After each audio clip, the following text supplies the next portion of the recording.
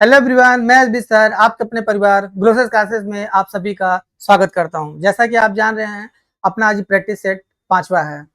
Number system के question यहां से आपको बताया जा रहा है। नंबर सिस्टम के प्रैक्टिस सेट करवाएंगे आपको, ठीक है। और ये जितने भी क्वेश्चन हैं सारे ही महत्वपूर्ण क्वेश्चन रहेंगे।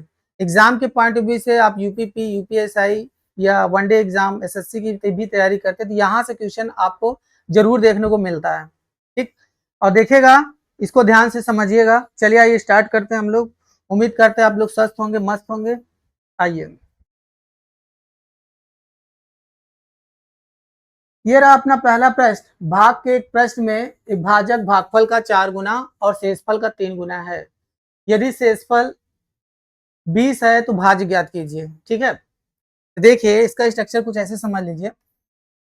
यहाँ पे आता है आपका भाज्य, जिसको हम लोग बोलते हैं डिविडेंड।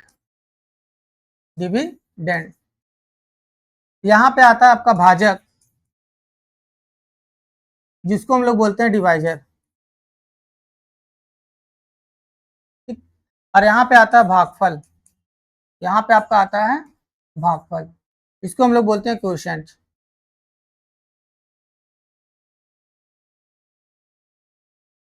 इसको क्या बोलते हैं हम लोग? क्वोशिएंट, ठीक। और यहाँ पे डिवाइड करने के बाद कुछ बच जाता है तो उसको हम लोग बोलते हैं रिमाइंडर। क्या बोलते हैं? रिमाइंडर, ठीक। तो और यहाँ से अगर हमको पता करना हो कि भाज्य बराबर क्या होता है तो आप बताओगे भाज्य बराबर क्या बताओगे? भाजक गुणित भागफल, इसका इसका गुणा होता है। भाज्य बराबर होता है भाजक गुणित भागफल, गुणित भागफल धन शेष। बचपन से हम लोग इसको पढ़ते चले आए हैं, ठीक है। डिविडेंड बराबर होता है divisor into quotient plus reminder.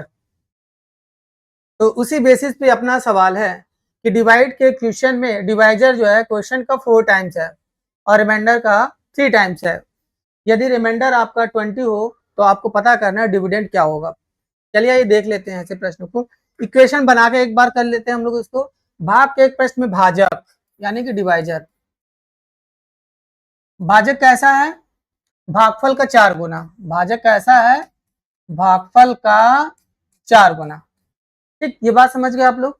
भाजक कैसा? भागफल का मतलब गुणा 4 गुना है, ठीक। भाजक क्वेश्चन का 4 टाइम्स है और शेषफल का 3 टाइम्स है और शेषफल का 3 गुना है और शेषफल का 3 गुना है। कौन? भाजक। कौन? भाजक, ठीक। भाग के एक प्रश्न में भाजक कैसा है? भागफल का 4 गुना और शेषफल का 3 गुना है। कौन? भाजक, ठीक।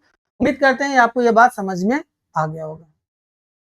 अब देखिए, इसमें आगे दिया हुआ है यदि शेषफल 20 हो, यदि शेषफल 20 है तो भाज्य कितना? शेषफल 20 है, यहाँ पे 20 रख देंगे। देखिए, क्वेश्चन फर्स्ट है, ये क्वेश्चन सेकंड है। शेषफल की वैल्यू यहाँ पे रख दीजिए।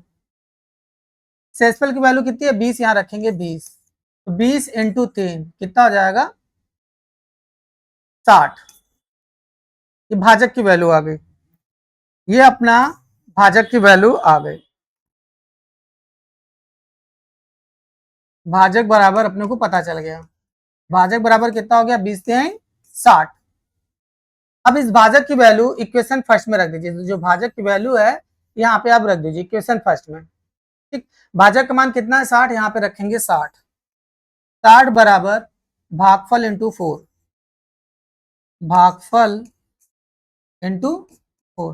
4 से डिवाइड कर दीजिए। 15 चौका 60 होता है।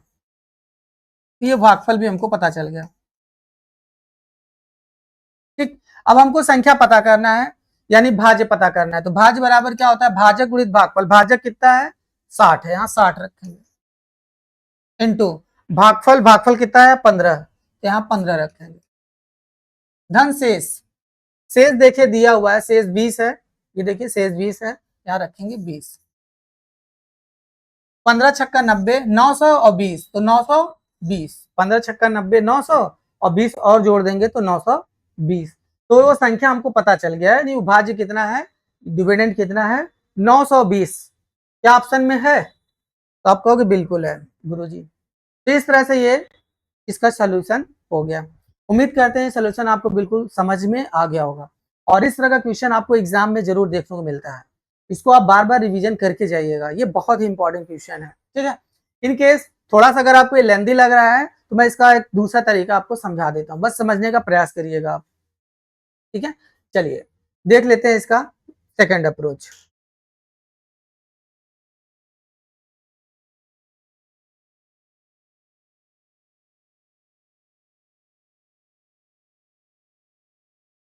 उसको भी हम लोग समझ लेते हैं यहाँ पे।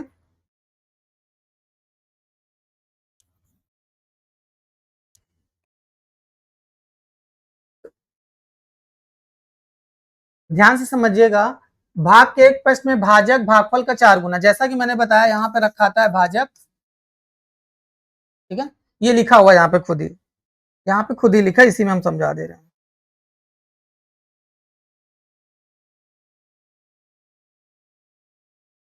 भाग के एक प्रश्न में भाजक भागफल का 4 गुना है और शेषफल का 3 गुना है। यदि शेषफल 20 है, सबसे पहले शेषफल वाली वैल्यू रख दो आप यहाँ पे, शेषफल की वैल्यू रख दो 20, ठीक।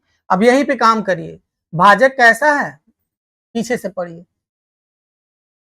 जो भाजक है शेषफल का 3 गुना है, क्योंकि सवाल में कर रखा है कि भाग के एक प्रश्न में भाजक कैसा है, भागफल का 4 गुना है और वही भाजक शेषफल का 3 गुना है, शेषफल का 3 गुना, तो इसका 3 गुना करेंगे, इसका 3 गुना करेंगे तो 20 तिहाई 60, ठीक। उम्मीद करते हैं बात समझ में आ गया होगा। सवाल कह रहा है भाजक कैसा है, शेषफल का 3 गुना, तो इसका 3 गुना करेंगे 20 तिहाई 60।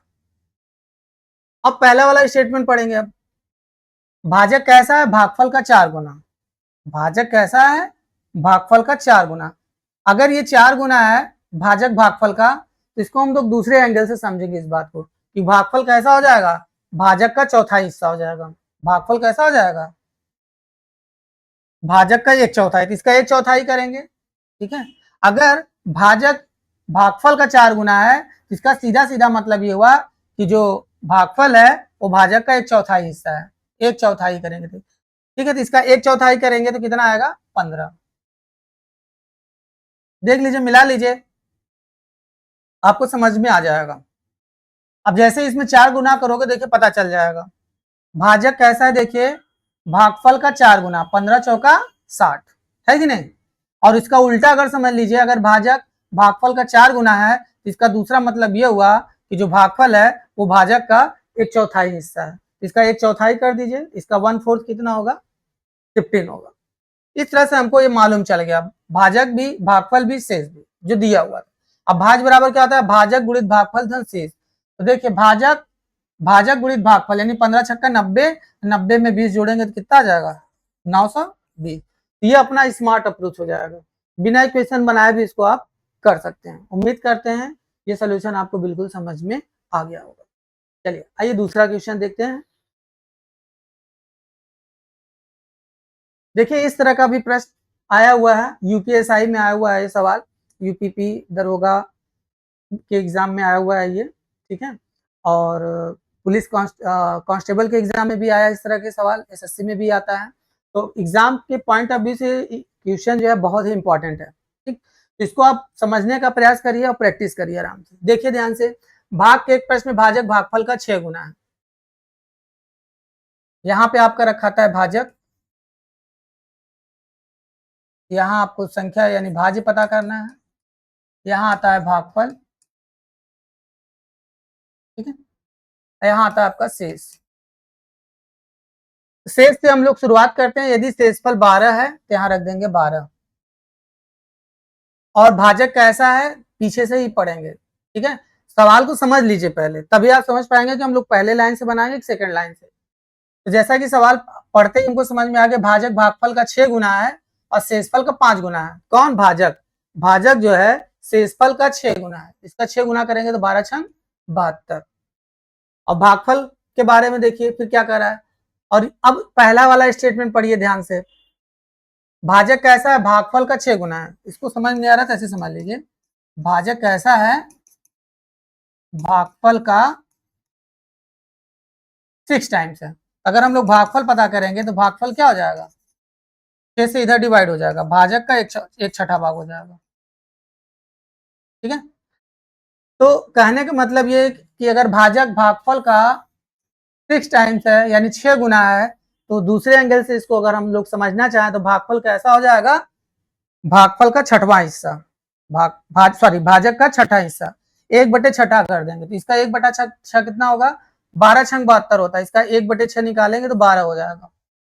अब हमको ये भाज्य पता चल जाएगा, भाज्य बराबर क्या होता है, भाजक गुणित भागफल धन शेष, divisor into quotient plus remainder. तो हमको डायरेक्ट मालूम चल जाएगा, नंबर डायरेक्ट मालूम चल जाएगा। कर लीजिए, 12 में जल्दी से मल्टीप्लाई करेंगे 72 का, ठीक है।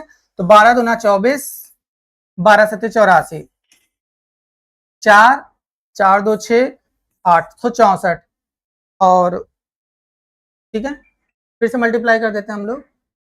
भाजक गुणित भागफल धन शेष 72 इंटू 12, 72 इंटू 12,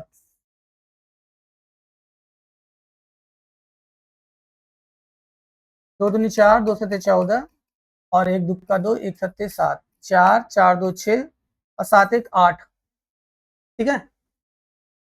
अच्छा, यहाँ पे कह रहा है शेषफल का 5 गुना है, ठीक है, मैंने इसको 6 गुना कर दिया है शायद, यहीं पे हमसे कुछ मिस्टेक हो गया है। भाग के एक प्रश्न में भाजक भागफल का 6 गुना है, भागफल का 6 गुना है और शेषफल का 5 गुना, तो इसका से 5 गुना करेंगे तो यहाँ 12 पंचे कितना हो जाएगा, 60, ठीक। थोड़ा सा हम लोग इसको पढ़ने में गलती से पढ़ लिए इसलिए गलत हो गया, इसको समझ लीजिएगा। फिर से स्टार्ट करते हैं हम लोग। भाग के एक प्रश्न में भाजक भागफल का 6 गुना है और शेषफल का 5 गुना है, शेषफल का 5 गुना, तो इसका 5 गुना करिएगा तो कितना आएगा, 12 पंचे 60, ठीक। और भाजक कैसा है, भागफल का 6 गुना है, भाजक कैसा, भागफल का 6 गुना, तो भागफल कैसे हो जाएगा, यहाँ से 6 आ जाएगा तो भागफल क्या है, भाजक का छठवां हिस्सा है, इसका 1/6, इसका 1/6 कितना होगा, 10, 1/6 निकालिएगा कितना आ जाएगा, ये 10 आ जाएगा। अब हम लोग आसानी से बिल्कुल पता कर सकते हैं, देखिए भाजक गुणित भागफल 600 और प्लस 12 तो कितना हो जाएगा, 612, ठीक। उम्मीद करते हैं आपको ये समझ में आ गया होगा, नहीं समझ में आया इक्वेशन बना लिए, कैसे इक्वेशन बनाइए मैं आपको बता देता हूँ, फिर से समझिए। भाग के एक प्रश्न में भाजक कैसा है, भागफल का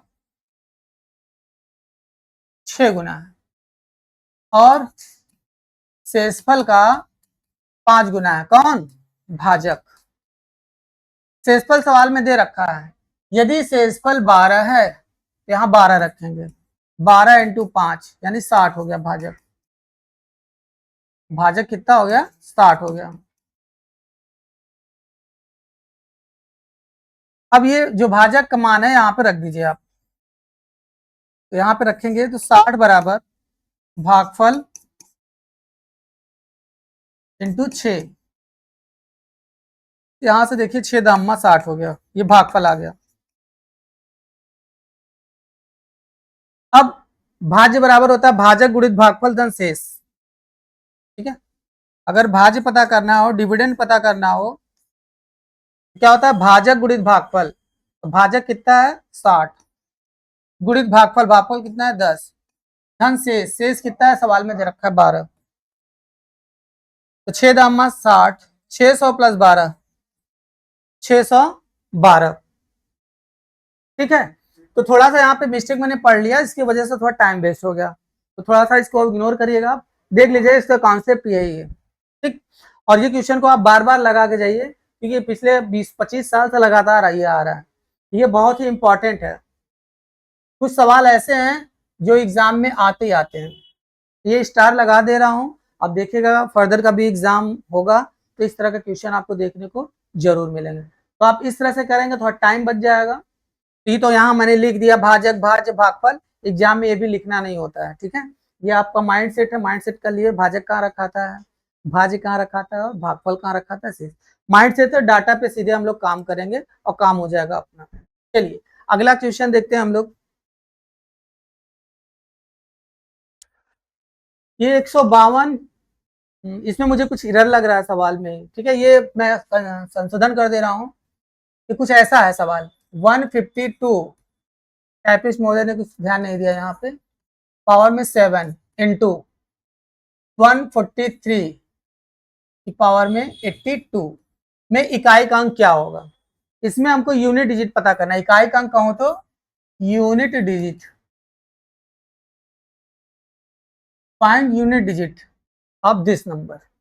इस नंबर का जो दिया हुआ नंबर है इसका इकाई का अंक क्या होगा। तो इकाई का अंक आपको डिटेल में बताया गया है स्टार्टिंग में पूरा, ठीक। बट अभी मैं आपको शॉर्टकट में बता दे रहा हूँ कि कभी भी आपको इकाई का अंक ज्ञात करना हो तो जो घात वाली संख्या रहती है उसमें आप 4 से डिवाइड करेंगे। कितने से? 4 से। और दूसरी ये बात कि अगर हमको इकाई का अंक से मतलब है तो इसके बगल में जो भी, बाजू में जो भी नंबर, हमको इससे कोई मतलब नहीं। बाजू में जो भी नंबर है इससे कोई मतलब नहीं है, ये इससे हमको कोई मतलब नहीं है। यानी अपना जो क्वेश्चन बन गया है वो 2 की पावर में 57 है इंटू 143 की जगह हम केवल यूनिट डिजिट से मतलब रखेंगे। ये लिखा है 3। क्या लिखा है? 3। इकाई का अंक से मतलब है केवल हमको, और 3 की पावर में लिखा है 82। तो हमने कहा जो भी घात वाली संख्या रहेगी 4 से इसमें डिवाइड कर देते हैं, ठीक है। 4 से क्यों डिवाइड करते हैं इसका रीजन मैंने बताया था कि कोई भी वैल्यू घातांक 4 के बाद फिर से वही डिजिट रिपीट करती है, इसीलिए हम लोग 4 से डिवाइड करते हैं। इसमें 4 से डिवाइड करेंगे। 4 से डिवाइड करने का मतलब दोस्त 4 से कॉमन ले लीजिए। 4 एक अन्नम 4 बचा 1, 4 चौक 16। जैसा कि आप जान रहे हो 14 चौका 56 होता है, और ये तो 57 यानी दो जो है एक बार और है, इनटू इसमें 4 से डिवाइड करेंगे। 4 से डिवाइड करने का मतलब 4 कॉमन ले लीजिए आप, ठीक है। 4 दूनी 8, 4 जीरो 0, यानी 20 चौक 80, 20 टाइम्स जाएगा। और 80 20 चौक 80 होता है, ये तो 82 लिखा हुआ है, मतलब 3 की पावर में 2 और है, तभी तो 20 चौक 80, 80 2 82, ठीक। अब देखिए 4n की स्थिति बन गई है। क्या आता है 4n की स्थिति में, देख लो।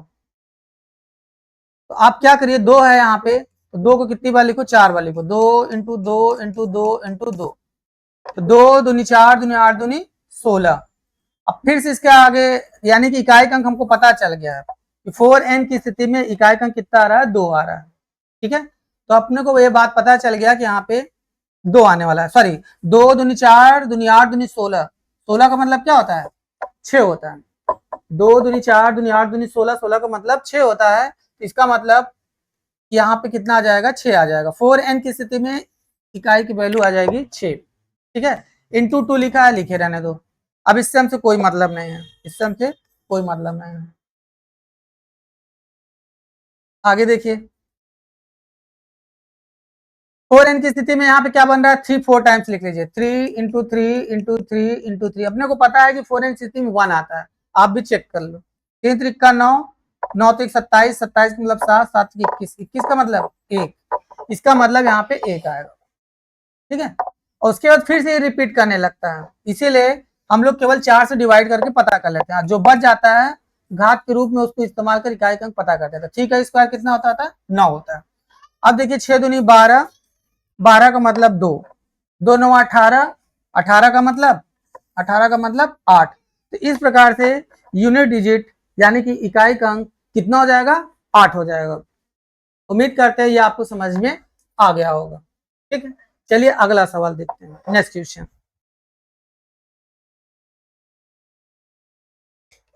अब ये दिया हुआ है, कह रहा है इसके प्रोडक्ट में इसका यूनिट डिजिट क्या होगा। इसका यूनिट डिजिट फिर से पूछ रहा है, ठीक। देख लीजिए इकाई का अंक क्या होगा। तो केवल यूनिट डिजिट्स का हम लोग उपयोग करेंगे यहाँ पे। तो 6 में 6 का मल्टीप्लाई करेंगे तो 6 6 36, 36 का मतलब 6, 6 सते 42, 6 सते 42, 42 का मतलब 2, 2 आ गया, ठीक है। 2 तिहाई 6, 6 त्रिक 18, 18 का मतलब 8, 18 का मतलब 8, 8 सते 56, 8 सते 56, 56 का मतलब 6, 6 एक अन्नम 6, 6 एक अन्नम 6। तो इकाई का अंक कितना आ जाएगा? 6। इस तरह से बिल्कुल आसानी से आप इसको कर पाए। उम्मीद करते हैं आपको ये समझ में आ गया होगा। केवल इकाई के अंक से हमको मतलब है, केवल किनारे वाले से किनारे मल्टीप्लाई करते जाइए, आपको आंसर पता चल जाएगा, ठीक है। देख सकते हैं, फिर से एक बार मैं रिवाइज करा दे रहा। 6 छंग 36 मतलब 6, 6 सते 42 मतलब 2, 2 तिहाई 6 का मतलब 6, 6 त्रिक 18 मतलब 8, 8 सते 56 मतलब 6, और 6 का नाम 6। तो 6 इस सवाल का बिल्कुल राइट आंसर हो जाएगा। ठीक, तो इस तरह से इकाई अंक हम लोग पता कर लेते हैं।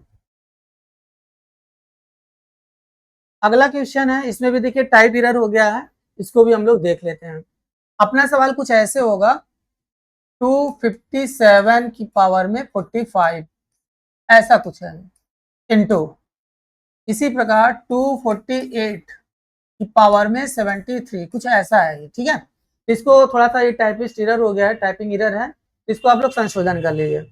और देखिए इसका सोल्यूशन। अब जैसा कि अभी मैंने आपको कुछ देर पहले बताया कि कभी भी इकाई का ज्ञात करना हो, यूनिट डिजिट फाइंड करना हो, तो पावर में जो भी वैल्यू रहती है हमेशा किससे डिवाइड करते हैं, 4 से, और जो बच जाता है उसको हम लोग घात के रूप में इस्तेमाल कर यूनिट डिजिट फाइंड कर लेते हैं। ठीक है भाई, चलो अब देखिए इसमें 4 से डिवाइड करेंगे, और वैसे भी मैंने आपको बताया केवल यूनिट डिजिट से मतलब है, तो हमको इन सबसे कोई मतलब नहीं, इन सबसे कोई मतलब नहीं, काट देंगे तुरंत। अपना सवाल बन गया 7 की पावर में 45 इंटू 8 की पावर में 73। ठीक है, अब हमने हमेशा बताया घात वाली वैल्यू हम किससे डिवाइड कर देते हैं, 4, तो 4 से हम लोग डिवाइड करेंगे, कि घातांक 4 के बाद से यूनिट डिजिट फिर से रिपीट होने लगता है, इसीलिए हमेशा 4 से डिवाइड करते हैं। 4 का नाम 4, 4 का नाम 4, 11 चौक 44, लेकिन ये तो 45 है, इसका मतलब 7 एक बार और है, इनटू 4 से इसमें भी डिवाइड करेंगे, 4 से डिवाइड करने का मतलब 4 कॉमन हो जाएगा, 4 का नाम 4 बचा 3, 3 का मतलब 33 हो गया, 4 अट्ठे 32, 18 चौक 72, ये तो 73 है, तो इसका मतलब 8 एक बार और है, तभी तो 18 चौक 72 और 73, गुणे में घाते जुड़ जाता है बेस समान रहने पर, तो देखिए 18 चौक 72 और 73, इस तरह से मैंने इसको एक्सपेंड कर लिया, तभी आप इकाई का अंक ज्ञात कर पाओगे। अभी मैंने बताया कि अगर 4n की स्थिति में देखो 7 कितनी बार आ रहा है, 7 के पे यूनिट डिजिट कितना आएगा हम लोग पता करें, कैसे पता करेंगे, 4 बार बस लिख लो, 7 इंटू 7 इधर लिख देते हैं, 7 4 बार है, तो देखिए 7 इंटू 7 इंटू 7 इंटू 7, देख लीजिए बन क्या रहा है, एक आएगा, मेरे को पता है, आपको भी देख लो, 7 सते 49 का मतलब 9, 9 सते 63 का मतलब 3, 3 सते 21 का मतलब 21 का मतलब 1। ठीक, तो 1 आएगा ये, तो यहां हम लोग लिख देंगे 1। 4n की स्थिति में इकाई अंक 1 आ गया, इनटू 7 पर 1 मतलब 7, इनटू अब यहाँ पे देखिए आपको 4n की स्थिति में क्या आने वाला है, तो सीधे सीधे 8 को 4 बार लिख लीजिए, 6 आएगा, मेरे को पता, आपको दिखा देता हूँ, 8 इंटू 8 इंटू 8 इंटू 8। ठीक, 8 अठाई 64 का मतलब 4, 4 अठे 32, 32 का मतलब 2, 2 अठे 16 का मतलब 6 आएगा, तो 4n की स्थिति में यहाँ पे 6 आ रहा है, इंटू 8। अब सीधे सीधे मल्टीप्लाई कर देंगे, अपने को पता चल जाएगा, तो 7 छंग 42, 42 का मतलब 2, 2 अठे 16, 16 का मतलब 6, तो इकाई का अंक 6 आ जाएगा। इस तरह से उम्मीद करते हैं सोल्यूशन आपको बिल्कुल समझ में आ गया होगा। ठीक, इस तरह से अगर आपको इकाई का अंक ना भी पड़े हैं, तो ये जो तरीका बताए हैं, 4n की स्थिति निकाल कर देख लीजिए यूनिट डिजिट पे क्या आएगा। ठीक है, घातांक 4 के बाद फिर से डिजिट रिपीट होने लगता है, इसलिए 4 से डिवाइड करिए, जो आ जाए चौथे प्लेस पे वही हमारा इकाई का अंक होगा मल्टीप्लाई करने के बाद। ठीक, तो इस तरह से जो तरीका बताए हैं, अगर आप इकाई का अंक ना भी पढ़े हो, बस ये जो तरीका बताए ये माइंड सेट कर लीजिए, बिना नियम कानून के सवाल को आप बना सकते हैं, बशर्ते कि घात वाली संख्या को हमको हमेशा 4 से डिवाइड करना रहेगा, इसके अलावा और कुछ नहीं है इसमें। आगे देखिए, अब हमको 1750 में गुणनखंडों की संख्या बात करना है, नंबर ऑफ फैक्टर फाइंड करना है, क्या पता करना है, नंबर ऑफ फैक्टर। तो आपको क्लास के अंदर बताया गया है फैक्टर फाइंड करने के लिए कैसे हम लोग फैक्टर निकालते हैं, गुणनखंडों की संख्या कैसे फाइंड करते हैं, और इसी को हम लोग नंबर ऑफ डिवाइजर भी कर सकते हैं, क्या बोल सकते हैं, नंबर ऑफ डिवाइजर। और इसको हम लोग एक चीज और बोलते हैं, भाजकों की संख्या ज्ञात करने के लिए कहा है, कभी कभी जो है एग्जामिनर पूछ देगा कि इनके कितने भाजक हैं, भाजकों की संख्या ज्ञात करें, तो भी बात वही है, भाजक पूछे, फैक्टर्स पूछे, गुणनखंड पूछे, इन सब का मतलब एक ही है भाई। ठीक, अब देखिए 1750 में हमको गुणनखंडों की संख्या ज्ञात करना है, तो देखिए कैसे करते हैं। सबसे पहले मैंने बताया था इसका हमेशा प्राइम फैक्टराइजेशन कर लेते हैं, सबसे पहले मैंने क्या कर देते हैं, इसको प्राइम फैक्टराइजेशन करते हैं इसको, तो चलिए प्राइम फैक्टराइजेशन कर लेते हैं इसको। क्या नंबर अपने पास 1750 1750 है। ठीक, सिंपल इसको 2 से डिवाइड करिए, 2 अठे 16, 2 सते 14, 2 पंचे 10। अब ये देखिए 3 से चला जाएगा, 7 5 12 नहीं, 3 से नहीं 5 से जाएगा ये, 5 एकनम 5 बचा 3, 5 सते 35, 55 25, फिर 5 से ले जाइए, 5 तिहाई 15, 55 25, 5 सते 35, 7 एकनम 7। ठीक, ये देखिए सारे प्राइम नंबर है, 2 5 5 7। ठीक है, अब इसको कैसे सजाएंगे उसको देख लीजिए। अब देखिए 2 कितनी बार है, एक बार है, तो 2 लिख देंगे यहाँ पे।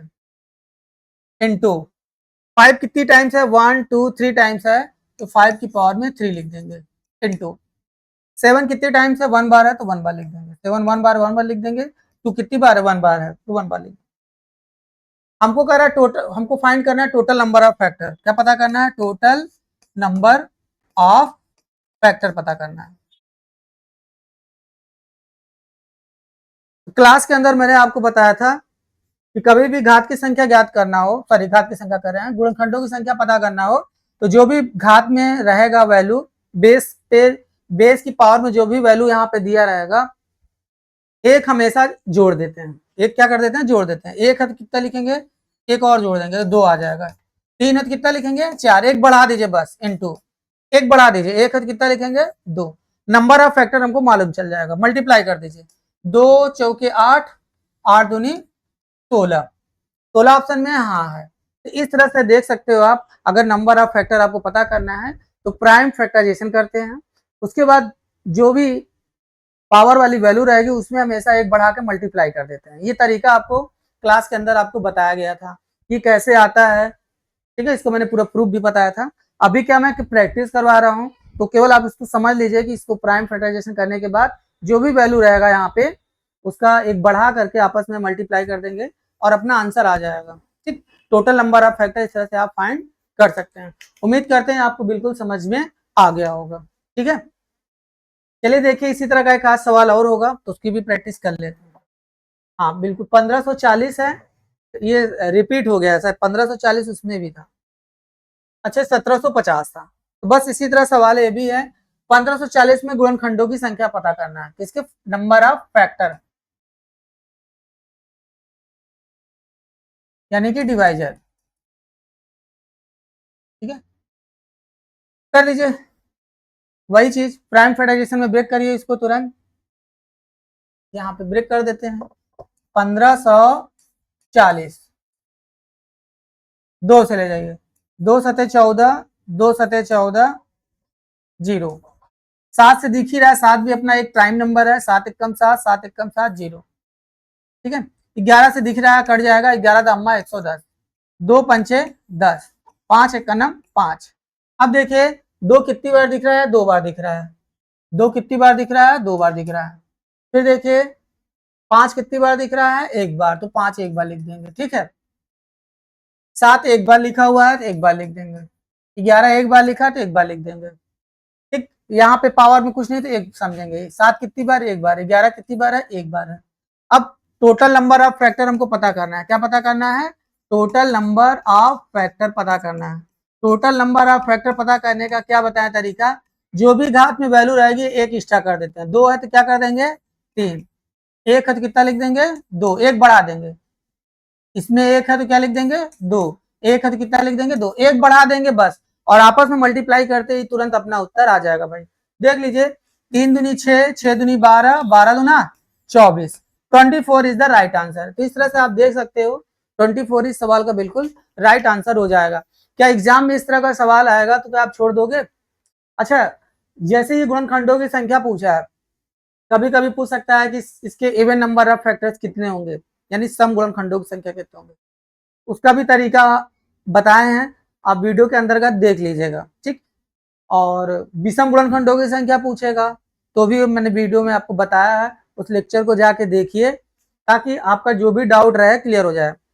इस तरह से हम काय प्राइम फैक्टराइजेशन में ब्रेक करते हैं और इस तरह से क्यों निकालते हैं, ये कैसे आता है, ये सारा डिटेल उसमें मैं आपको बताया हूँ। ठीक, अभी केवल मैं आपको प्रैक्टिस करवा रहा हूँ और किस तरह से एग्जाम में आना है और किस तरह से एग्जाम में करना है, इस तरह से मैं आपको थोड़ा सा आपको हिंट दे दिया हूँ। ठीक, इस तरह से आप इसको कर सकते हो बिल्कुल आसानी से।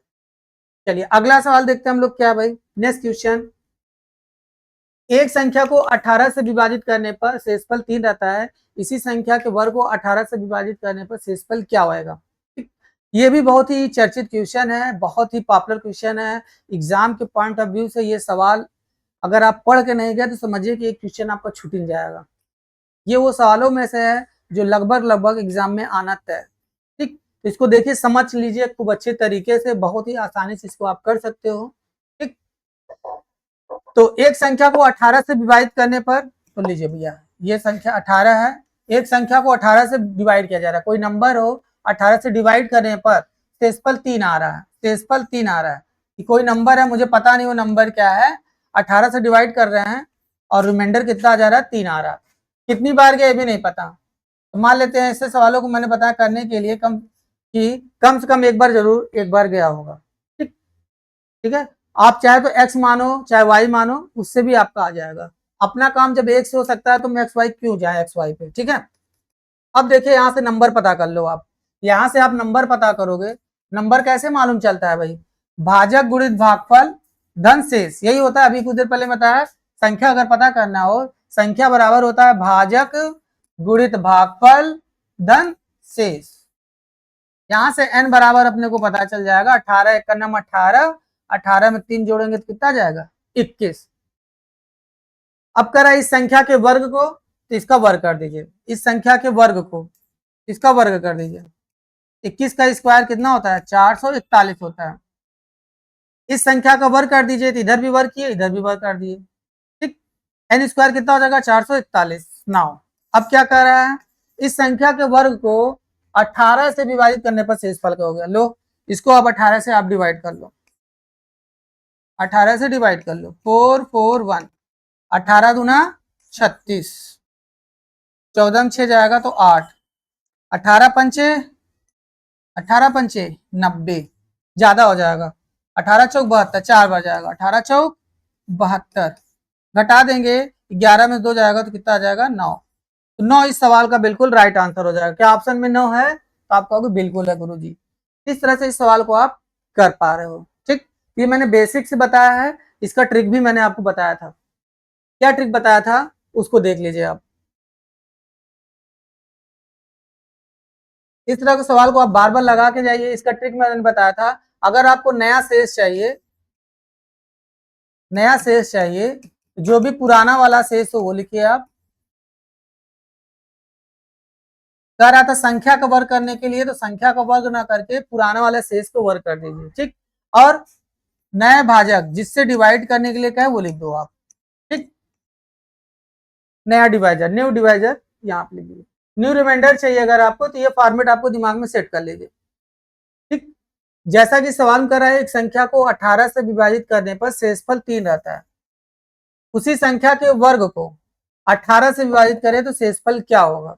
तो ये बेसिक से मैंने बताया ही था, ट्रिक से समझिए इस बात को। पुराना शेष यानी शेष कहाँ पे है, ये रहा, तो इसका वर्ग लिखा है, तो 3 का स्क्वायर कितना होता है 9 होता है। यहाँ पे रखेंगे पुराना शेष का वैल्यू 3 दिया, 3 का स्क्वायर यानी कि 9। और किससे कह रहा है 18 से भाग देने पर शेषफल कितना होगा, तो लो 18 से भाग दो, 18 से भाग देंगे तो 0 बार जाएगा, क्यों जाएगा ही नहीं, 18 0 में 0, तो शेषफल कितना आ जाएगा 9 हो जाएगा। तो ऑप्शन में है 9, बिल्कुल है। ठीक है, तो ये ट्रिक याद करके जाइए और तुरंत ऑन स्पॉट तुरंत उत्तर आपको मालूम चल जाएगा। सीधे सीधे पढ़िए, एक संख्या को 18 से विभाजित करने से शेषफल 3 रहता है, 3 का स्क्वायर 9, 18 से भाग देना, 18 से तो भाग जाएगा नहीं, तो जो बचा है वही शेषफल, तो शेषफल कितना जाएगा 9। बस इतना सा काम करना है, मतलब 4 सेकंड की क्वेश्चन 2 सेकंड का है बस ये। ठीक, तो इस तरह से आप सवालों को कर सकते हो, और ये एग्जाम में आता है, जैसा कि आप देख पा रहे हो यूपीएसआई में आया हुआ है सवाल, और इस तरह के सवाल आप सीजीएल में देखिए, हर लगभग हर सेट के एग्जाम में आता है। अल्टरनेट कभी न कभी एग्जाम किसी न किसी शिफ्ट में ये पूछता ही रहता है। तो ये बहुत ही पॉपुलर क्वेश्चन है, बहुत ही इंपॉर्टेंट है, इसको आप एक बार एग्जाम देने से पहले इसको रिवीजन करके जाइए। ठीक, चलिए अगला सवाल देखते हैं हम लोग। ये भी सवाल है, अब एक संख्या को 645 से डिवाइड करने पर रिमाइंडर 40 आता है, इसी नंबर को 43 से डिवाइड करने पर रिमाइंडर क्या होएगा। तो बस देख लीजिए, कुछ नहीं करना है भाई, कोई नंबर है n, किससे डिवाइड करना है 645 से। शेषफल कितना आता है, यहाँ पे शेष आता है, डिवाइड किए कुछ न कुछ घटाएंगे तो यहाँ पे शेष आता है, शेषफल कितना है 40 है। पर हमको ये मालूम नहीं कितनी बार गया है, तो मैंने आपको बताया है n की वैल्यू न्यूनतम प्राप्त हो इसके लिए कम से कम 1 टाइम जरूर लिया होगा ये, ठीक। हमको रिमाइंडर पता करना है। ऐसी स्थिति में कभी भी आपके सामने सवाल है, कुछ नहीं आप सीधे 1 मान लीजिए और यहाँ से n की वैल्यू फाइंड कर लीजिए, यहाँ से n की वैल्यू फाइंड कर लीजिए आप। भाजक गुणित भागफल धन शेष संख्या बराबर होता है भाजक गुणित भागफल divisor into quotient plus remainder, तो नंबर हमको डायरेक्ट मालूम चल जाएगा, ठीक। 645 इंटू 1 भाजक गुणित भागफल धन शेष, शेष कितना है 40, यहां से नंबर अपने को मालूम चल गया भाई। 645 में 40 ऐड कर लीजिए आप, 5 4 4 8 685। अब इसको किससे डिवाइड करने के लिए कह रहा है, इसी संख्या को 43 से डिवाइड करने पे क्या होगा, तो चलिए 43 बन जा 43, 8 में से 3 जाएगा तो 5, 6 में से 4 जाएगा तो 2, 5 उतारेंगे तो 5 4 पंचे 20, 6000 जा सकता है, देख लेते हैं। 6 3 18, 6 चौक 24 से 25, देखिए ज्यादा बार चला गया, 6 3 18 और 6 चौक 24 से 25, तो ये 5 टाइम जाएगा। कितनी बार जाएगा 5 टाइम जाएगा ये।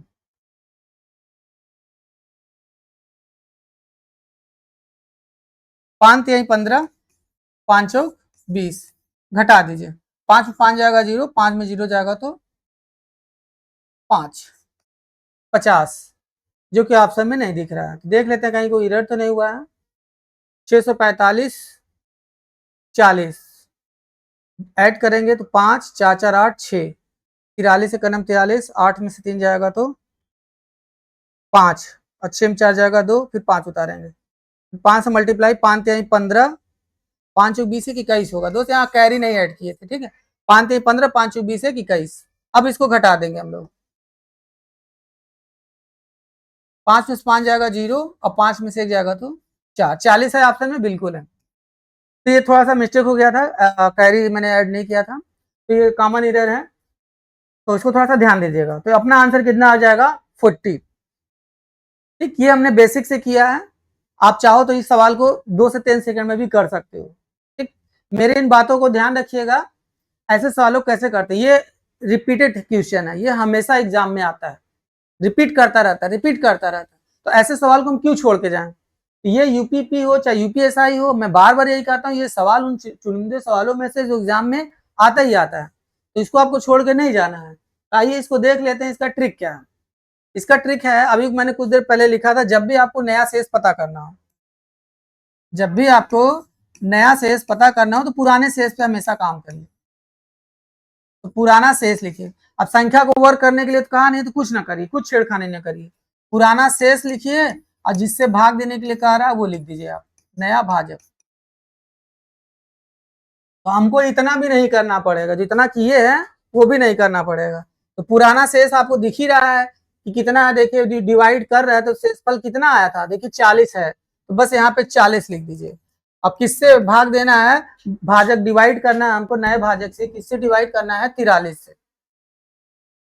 43 से डिवाइड तो होगा नहीं, 0 बार जाएगा, 43 जीरो 0, अब घटाओगे तो कितना आएगा, एक बार भी नहीं जा रहा, 0 बार जा रहा है, तो रिमाइंडर कितना आ गया 40 आ गया। इस तरह से अपना आंसर 40 आ गया, देख सकते हो आप 2 से 3 सेकंड में आ गया आपका, ठीक।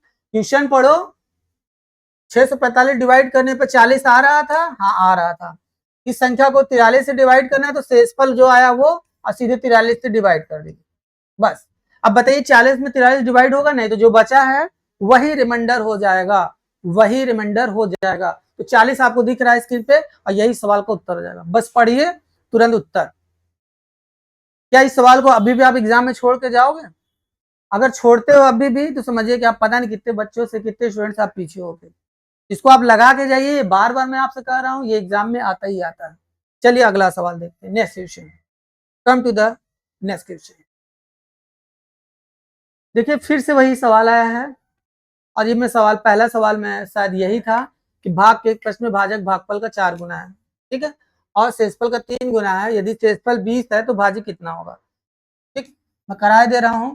यहाँ पे आता है शेषफल कितना है? 20 है, और भाजक कैसा है? शेषफल का 3 गुना, तो इसका 3 गुना 60। और भाजक कैसा है? भागफल का अगर 4 गुना है तो इसका जस्ट रिवर्स सोचेंगे तो इसका 1/4, 1/4 मतलब 15। अब वो नंबर हमको पता करना है, तो बस भाजक गुणित भागफल धन शेष, 15 छक्का 90, 90 में 20 जोड़ेंगे तो 920। देखिए स्क्रीन पे, देखिए तुरंत, हमको कुछ करना नहीं है और तुरंत उत्तर हमारा आ जाएगा।